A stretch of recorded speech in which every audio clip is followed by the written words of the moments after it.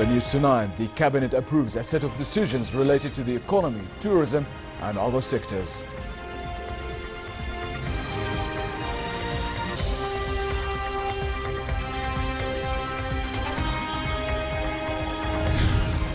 US-backed militias have pushed Daesh terrorists out of the Syrian old city of Tabqa.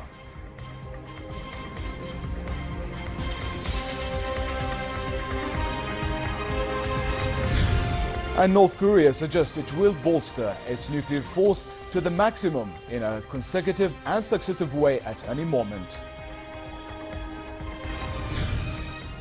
Good evening and welcome to the news at 10. His Majesty the Supreme Commander of the Jordan Armed Forces visited the General Directorate of Gendarmerie and met with its Director Major General Hussein Al-Hawatmeh.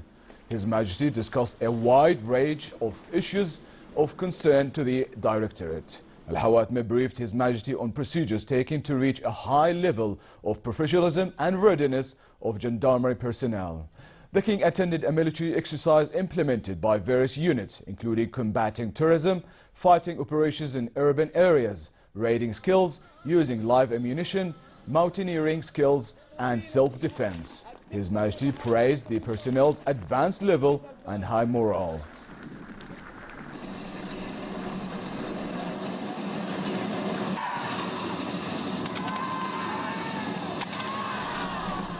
A royal decree was issued today adjourning the Parliament's ordinary session as of Sunday, May the 7th.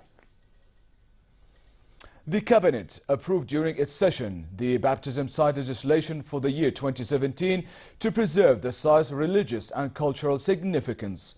It also approved the Economic Development Committee's launch of a land terminal in the Eastern Amman area of Maduna. Finance Minister Omar Malhas briefed the Cabinet about the issuance of Euro bonds on the international market at the value of $500 million. Minister of Tourism and Antiquities Lina Annab also briefed the Cabinet on the tourism situation in the Kingdom last week, as many sites had seen robust tourist activity on May Day. Jordan, along with the rest of the world, celebrate Labor Day.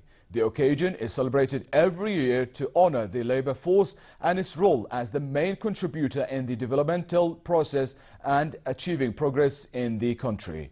Deputizing for Prime Minister Hani Mulki, Minister of Labour Ali Al-Ghazawi attended a celebration organized by the Labour Union on the occasion.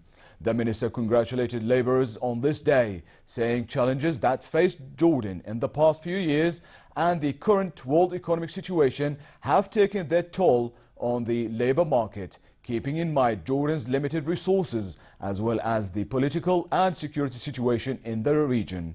He said the government is taking a few measures to tackle unemployment by providing new job opportunities, raising the minimum wage and providing new training programs. He added that the Labour Union is a true partner to the ministry in supporting and protecting the labour force and their rights. The minister said the union is doing and will continue to do its utmost to provide workers with the appropriate job environment and a comprehensive health insurance program and job security. Minister of Foreign and Expatriate Affairs Ayman Safadi discussed with special representatives of the Secretary General for the United Nations Assistance Mission in Iraq, Jan Kubis, the latest developments in Iraq. Safadi was briefed by Kubis on exerted UN efforts to restore security and stability in the neighboring country, as well as issues related to the fight against Daesh terrorist group in Mosul. They also discussed the delivery of humanitarian aid to civilians. Safadi voiced Jordan's support to Iraq in its war against terror and the role carried out by the UN in achieving peace through national reconciliation. US-backed militias said they had pushed Daesh terrorists out of the old city quarters of Tabqa, a strategically vital town controlling Syria's largest dam. The Syrian Democratic Forces are fighting a multi-phase campaign to drive Daesh from its stronghold of Raqqa, 40 kilometers downstream and east of Tabqa. The forces will wait to assault Raqqa until it seizes Tabqa, its military officials have previously said, but it had made slow progress since besieging the town in early April. They said they had taken the last 3 neighborhoods of the old city and an adjoining industrial district.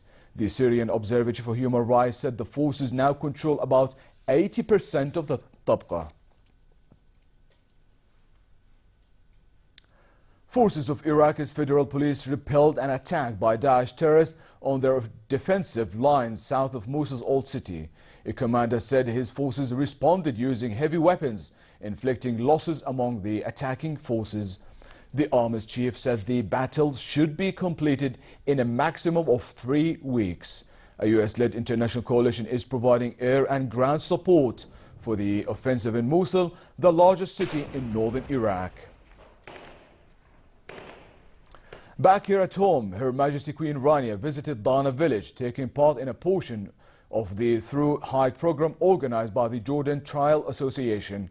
Her Majesty's visit comes in support of local tourism initiatives that aim to improve the livelihood of local communities and encourage eco-tourism. At the village, Her Majesty stopped by Dana shop and the mini souk, where she watched local women bake traditional shrak bread using a Saj oven. She also took part in conversations with local community members about the touristic programs that help bolster their economic opportunities. Her Majesty then met with some of the Jordan Trial Association staff members, attendees from the local community, volunteers and hikers who have previously crossed the Jordan Trial. The Queen commended all ideas contributing to the creation of exceptional local innovations like the Jordan Trial. She also stressed the vital role that Jordan Trial plays in promoting tourism and giving participants a distinct view of Jordan and its local communities while creating income-generating developmental opportunities. The Jordan Trial Association was established in July of 2015 with the aim of developing and maintaining the Jordan Trial and supporting the development of economic opportunities along its 52 participating villages. North Korea suggested it will continue its nuclear weapons tests. It said it will bolster its nuclear force to the maximum in a consecutive and successive way at any moment. US President Donald Trump has said a major conflict with North Korea is possible over its nuclear and ballistic missile programs. Here's more. North Korea suggests it will continue its nuclear weapon tests, saying it will bolster its nuclear force in the face of what it calls US aggression and hysteria. In a show of force, the United States has sent the nuclear-powered USS Carl Vinson aircraft carrier group to waters off the Korean peninsula to join drills with South Korea to counter a series of threats of destruction from the north. Now that the US is kicking up racket overall for sanctions and pressure against us, pursuant to its new Democratic People's Republic of Korea policy called maximum pressure and engagement, we will speed up at the maximum pace to bolster our nuclear deterrence. In an apparent show of solidarity with Washington, Japan's biggest warship, the Izumo, departed from Yokosuka base to help supply the USS Carl Vinson. Japanese Defense Minister Tomomi Inada ordered the helicopter carrier on a mission to assist US naval ships, a first time in Japan's self-defense forces history. South Korea said the United States had reaffirmed it would shoulder the cost of deploying the Terminal High Altitude Area Defense, or THAAD, anti-missile system to counter the North Korean threat. Days after Trump said Seoul should pay for that $1 billion battery. Trump stepped up his outreach to allies in Asia over the weekend to discuss the North Korean threat and make sure all are on the same page if action is needed. North Korea technically is still at war with the South after their 1950-1953 conflict ended in a truce, not a treaty. Late Shankiti for the news at 10. Elsewhere in South Korea, 6 people died and more than 20 were injured when a crane collapsed at a Samsung Heavy Industries shipyard. The incident took place during the construction of an oil platform for French energy company Total's Martin Field of Norway. A Total spokesman in Norway said the extent of any damage to the platform was not immediately clear. Total and Samsung Heavy said it was also not clear how the incident might affect delivery of the platform which was expected to start producing oil and gas in the North Sea next year. Rocket manufacturer SpaceX launched a Falcon 9 rocket from NASA's Kennedy Space Center in Florida. The 23-story tall rocket is carrying a satellite for the U.S. National Reconnaissance Office as part of the NROL-76 mission. Details of the mission remain classified. After the Falcon 9 deploys the satellite, it will return to Earth and land at SpaceX's landing zone at Cape Canaveral Airspace or Air Force Station.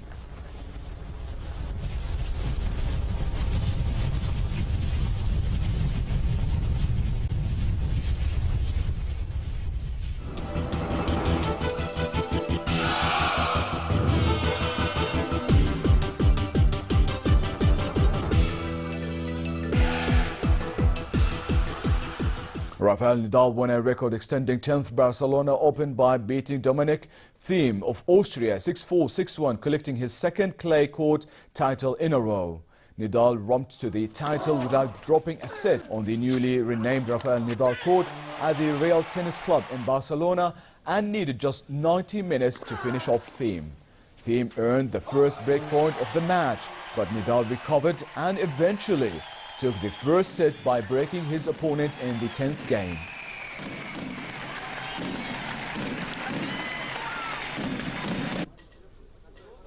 Real Madrid coach Zinedine Zidane said there is always an extra motivation when playing a Champions League semi-final, as the defending champions prepare to host city rivals of Atletico Madrid for the first leg tomorrow.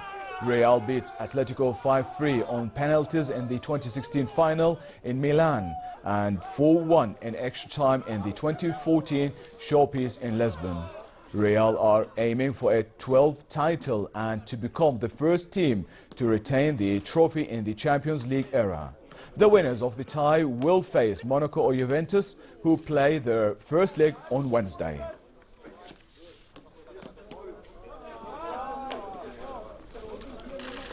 And finally, the weather forecast. It will be relatively cold tonight in the hilly areas, but fair in the Jordan Valley and the Dead Sea. A slight chance for drizzles is expected in the southern and eastern parts of the kingdom. Tomorrow, a slight drop in temperature is expected, but it will remain sunny spring conditions across the hilly areas, warm in the eastern plains and Badia, but relatively hot in the Dead Sea with a high of 33 degrees. The Gulf of Aqaba should expect a hot day tomorrow with some high clouds, northerly winds and slightly high seas. Next are the lows and highs for tonight and tomorrow.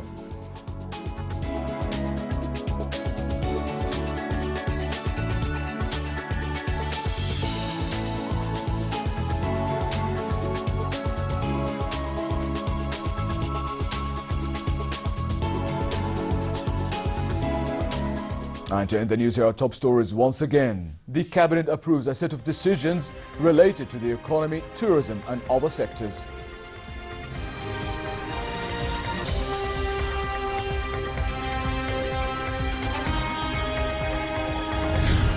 US-backed militias have pushed Daesh terrorists out of the Syrian old city of Tabqa.